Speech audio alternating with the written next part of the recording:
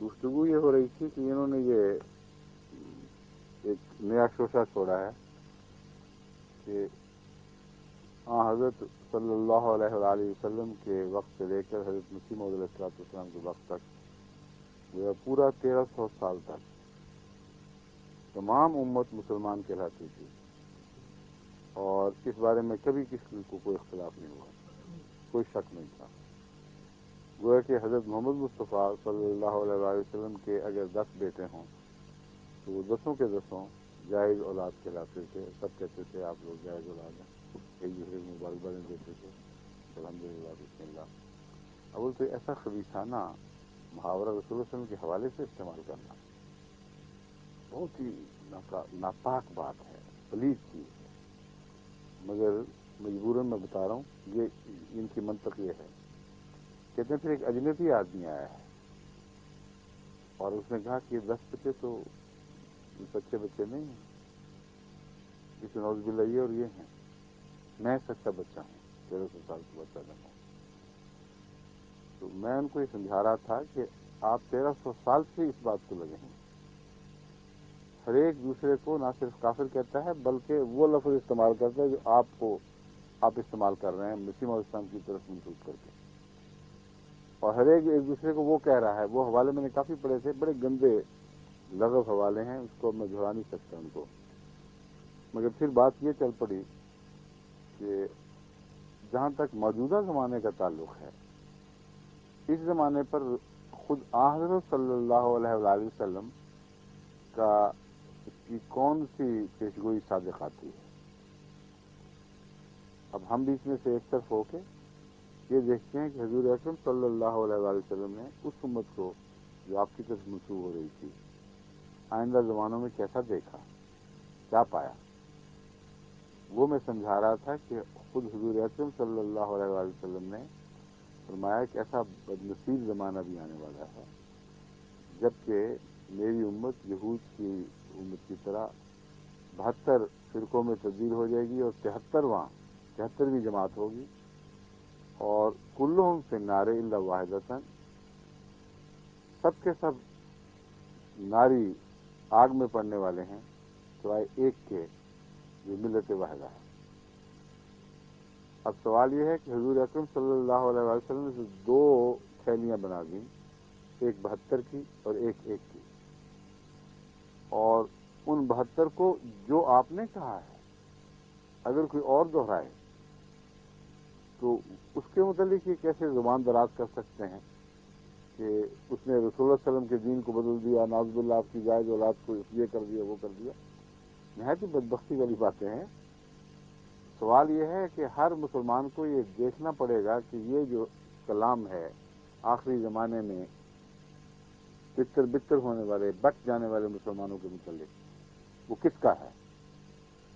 अगर हजरत अक़दस मोहम्मद मुस्तफ़ा सल्लल्लाहु अलैहि वसल्लम का अपना कलाम है तो मजाल नहीं है कि कोई जुबान दराज करे। और मैं उस कलाम के हवाले से बात कर रहा था जब गुज़श्ता कल जो बातें हो रही थी कि हुजूर ने फरमाया 72 नारी और एक जन्नती।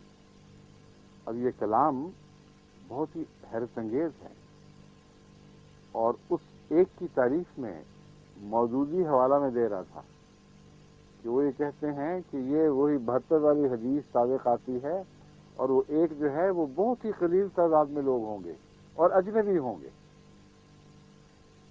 तो अब मौलवी साहब का अजनबी जो लफ्ज था वो आपको याद रहना चाहिए।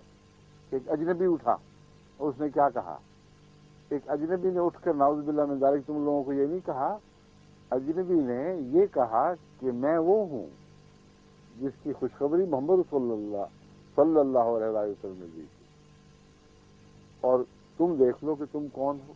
अगर तुम 72 में हो तो फिर तुम्हारे में तेरी कोई फिर फतवा है। 72 में होना इनको मंजूर है। अब ये मुश्किल पड़ गई, 72 में ऐसा दाखिल हुए हैं थैली में और ऐसा चिमटे हैं कि बावजूद इसके कि वो सब कुछ कहा करते थे जो मैंने आपके सामने सुनाया, फिर भी 72 में होना इनको फख्र है और कहते हैं हम हैं 72। तो 72 हो तो फतवा तुम्हारा चलेगा या मोहम्मद सल्लल्लाहु अलैहि वसल्लम का चलेगा, या तो 72 से बाहर आओ। ہم تو نہیں کہتے تم 72، تم کہتے ہو ہم 72 میں ہیں، اور ایک جس کو 72 میں سے نکالا ہے وہ ہم ہیں. تو ہمیں کیا سوچنا چاہیے؟ جنت سے نکل کے جہنم میں پڑے ہیں، یا محمد رسول اللہ صلی اللہ علیہ وسلم سچے ہیں اور جہنم سے نکل کے جنت میں آئے ہیں؟ یہ بحث ہے. لیکن اس بحث کے دوران میں ایک بات سمجھا دوں، مولویوں کی طرح ہم آنکھیں بند کر کے حدیثوں کے ظاہر کو نہیں پکڑتے، ہم ان کے مفہوم کو دیکھتے ہیں. اور میں نے بارہا اس بات پر روشنی ڈالی ہے کہ ہمارے نزدیک جب حضور صلی اللہ علیہ وسلم فرماتے ہیں کہ 72 ناری ہیں، تو ہرگز یہ مراد نہیں کہ 72 فرقوں سے منسلک ہر شخص نعوذ باللہ من ذالک جہنمی.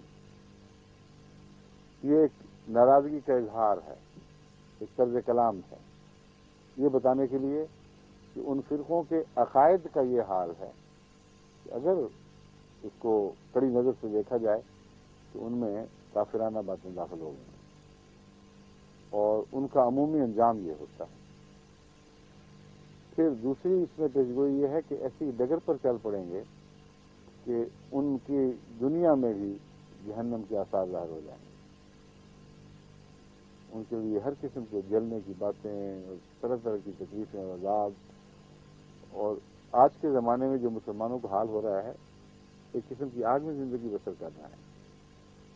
تو کلوں فی نارے کا یہ مطلب بھی تو نہیں ہو سکتا ہے کہ ان کی عجیب دردناک کیفیت ہوگی، ایک عذاب میں مبتلا ہوں گے. ہر دوسری قوم بدبخت اٹھے گی اور ان پر وار کرے گی، ان پہ تانے کسے گی. سلمان رشدی پیدا ہوں گے اور کچھ ان کی پیش نہیں جائے گی. چھوٹا سا اسرائیل کتنا چھوٹا ہے، تو نقطے کے برابر ہے فلسطین میں، اور وہ پھیلنا شروع ہوا. کسی کی مجال طاقت نہیں تھی کہ اس کو روک سکتا، اور پھیلتا رہا اور پھر آخر اس کو تسلیم کیا.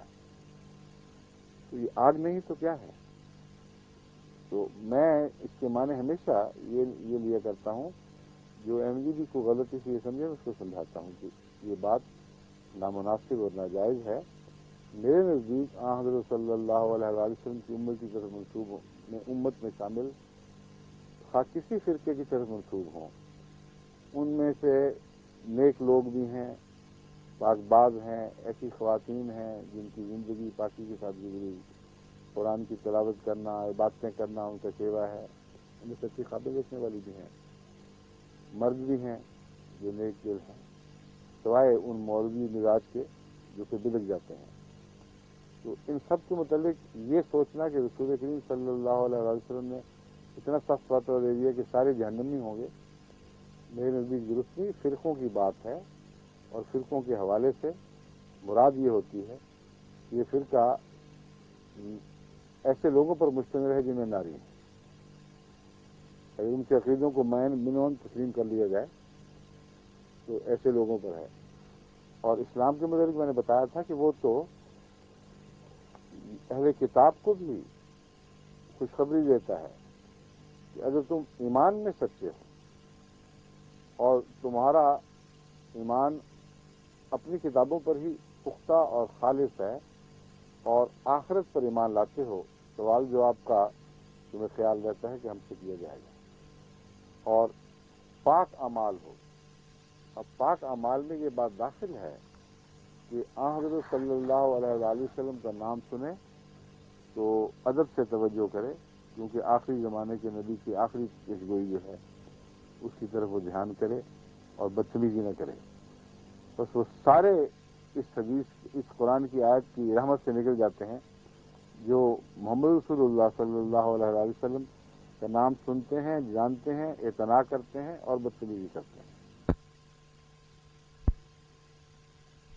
لیکن وہ لوگ جن کو علم ہی کوئی نہیں، آسٹریلیا کے ابریجنیز ہیں، امریکہ کے مختلف مایا کلچر کے لوگ ہیں، ریڈ انڈینز ہیں، لیکن ان کے علاوہ بھی خود انگلستان میں بعض دیہات میں ایسے لوگ ہیں جن کو کچھ پتہ نہیں اسلام کا. اگر خدا کے نزدیک وہ، ہمارا علم تو ناقص ہے، ہو سکتا ہے پتہ ہو، مسئلے بنتے ہوں، لیکن اگر اللہ کے نزدیک وہ صاف ستھرے لوگ ہیں، نیک اعمال ہیں اور حشر نشر پر ایمان رکھتے ہیں اور جانتے ہیں کہ ہمیں جواب دیں اپنے اعمال میں، تو قرآن تو ان کے متعلق بھی خوشخبری دیتا ہے، وَلَهُمْ أَجْرُهُمْ عِنْدَ رَبِّهِمْ وَلَا خَوْفٌ عَلَيْهِمْ وَلَا هُمْ يَحْزَنُونَ۔ ان کا اجر ان کے رب کے پاس ہے، ان پر کوئی خوف نہیں ہوگا، کوئی غم نہیں کریں گے وہ۔ تو یہ قرآنی آیت ہے جس کی روشنی میں میں اس حدیث کا ترجمہ کیا کرتا ہوں۔ اگر قرآن غیروں میں سے بھی اچھے تلاش کرتا ہے اور ان کو خوشخبری دیتا ہے کہ تم غم نہ کرو، تو محمد رسول اللہ صلی اللہ علیہ وسلم کی امت میں سے تو ہر فرقے کے ہر فرد کو یہ کہنا، یہ محمد رسول اللہ صلی اللہ علیہ وسلم کا منشا ہو ہی نہیں سکتا، یہ میرا استدلال ہے۔ بس ہم تو وہ نہیں کہتے، مگر یہ کہتے ہیں۔ یوسف صاحب سے پوچھ لیجیے، ان کی تفہیم یہ ہے کہ اس حدیث کی روح سے ایک کے سوا باقی کلیتاً جہنمی ہیں، اور یہ کہتے ہوں گے ہم وہ ایک ہیں، یا کہا کرتے تھے کبھی۔ اول اس موقف کو لے لیں، اگر یہ وہ ایک ہیں تو جو بات حضرت میرے صاحب کی طرف منسوب کی، اب اپنے طرف جب منسوب ہو رہی ہے تو کیا جواب ہے؟ آپ جب کہتے ہیں کہ آپ ایک ناجی ہیں اور باقی سارے فرقے 100% جہنمی ہیں، تو کیا آپ نے وہ بات نہیں کی جو حضرت مسیح علیہ السلام کی طرف منسوب کر رہے ہیں؟ اور اگر گھبراؤ اس بات سے اور کہو کہ نہیں ہم یہ نہیں کہتے کہ ہم ایک ہیں، ہم تو 72 کہتے ہیں اپنے آپ کو، تو 72 سے چلو یہی صحیح۔ پہلے ان 72 کے خلاف تم کہتے تھے میں ناجی، میں ایک باہر، یا میرا فرقہ باہر، اور یہ وہ ہیں۔ اب جب تم 72 میں شامل ہونا فخر کر رہے ہو تو محمد صلی اللہ علیہ وسلم کا فتویٰ سن لو، کہتے ہیں کلہم فی النار الا واحد، ایک ہو تو بچتے ہو، نجات کا راستہ ہی کوئی نہیں۔ بتاؤ 72 میں سے ہو کہ ایک ہو، لیکن کہتے پتہ کیا ہے؟ وہ سن لیجیے 72 میں سے کون ہے۔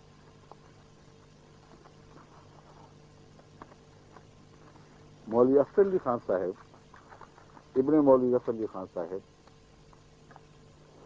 1952 میں جب احمدیوں کے خلاف تحریک چلائی گئی تو فخریہ طور پر زمیندار میں یہ اظہار فرماتے ہیں، مجلس عمل نے گزشتہ 1300 سال کی تاریخ میں، 1300 سال کی تاریخ میں دوسری مرتبہ اجماع امت کا موقع مہیا کیا ہے، ورنہ اس امت کو نصیب نہیں ہوا تھا کہ کسی بات پر اجماع کرے۔ یہ بھی عجیب جہلانہ بات ہے۔ حق کی باتیں ایسی کھلی جن پر ساری امت کا ہمیشہ سے اجماع رہا ہے، خدا کی توحید پر اجماع ہے، محمد رسول اللہ علیہ وسلم کی رسالت پر اجماع ہے، اور بہت سی نیک باتوں پر اجماع ہے، ان کو پتہ ہی نہیں۔ کہتے ہیں یہ مجلس احرار اگر پیدا نہ ہوتی، جس کو مجلس تحفظ ختم نبوت کا نام بھی دیا جاتا ہے، تو کہتے ہیں کہ یہ اجماع امت محمدیہ کو نصیب نہ ہوتا۔ 1300 سال کی تاریخ میں دوسری مرتبہ اجماع امت کا موقع مہیا کیا ہے، کیا بات ہے مجلس عمل کی۔ آج مرزائے قادیان کی مخالفت میں امت کے 72 فرقے متحد و متفق ہو گئے۔